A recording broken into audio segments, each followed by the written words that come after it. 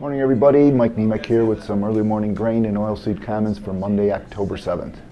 Kind of a mixed trade in the overnight session, not much direction. We have the wheat market currently up around 2 cents, the corn down a penny, the beans down 3, the meal market down 50 cents, and soybean oil down 10 points. We're currently at a lack of news at this point in time, with the government still being shut down. We never got commitment of traders report on Friday, and then today we're supposed to get our weekly exports and crop progress, but that looks like to be a no-go. And the trade's also surmising that by the end of the week, Friday, when we're supposed to get our monthly supply and demand and crop production report, that too will be on hiatus. With the commitment report not coming out on Friday, we are still surmising that the spec trade is still net short the wheat, corn, and soybean oil, and still net long the beans and the soybean meal.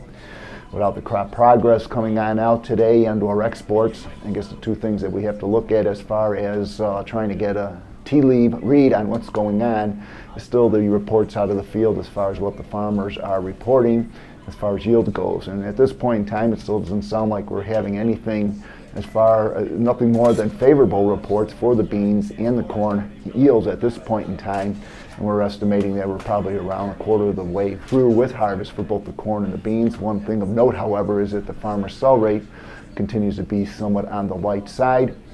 And that'll take us into our next venue as far as exports, trying to keep an eye on our cash markets to go and see if this farmer sell rate is light versus the type of demand that's out there.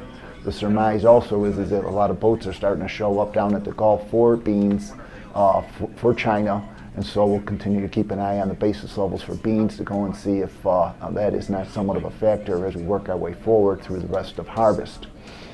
Other than that, the overnight news is kind of quiet. China's on a holiday still. They'll be back tonight starting to trade. Trade will be looking at that to see how they try and catch up after being away for a week with the beans and meal in particular.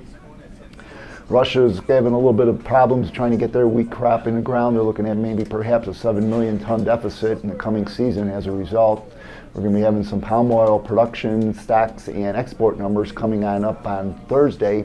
Their trade is surmising that we're going to see somewhere in the neighborhood of around a 15% increase in their production and stocks, while only a 2% increase in their exports.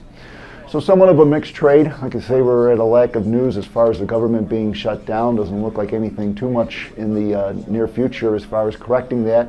And then the other thing we got to keep an eye on is as far as we work our way towards the debt ceiling, will the outside market start to have a bigger, wider swings that can carry over to ours. So once again, it still seems like to be a non-bullish market, selling on rallies. Once again, these are my opinions, not that of ADM or ADMIS. Thank you.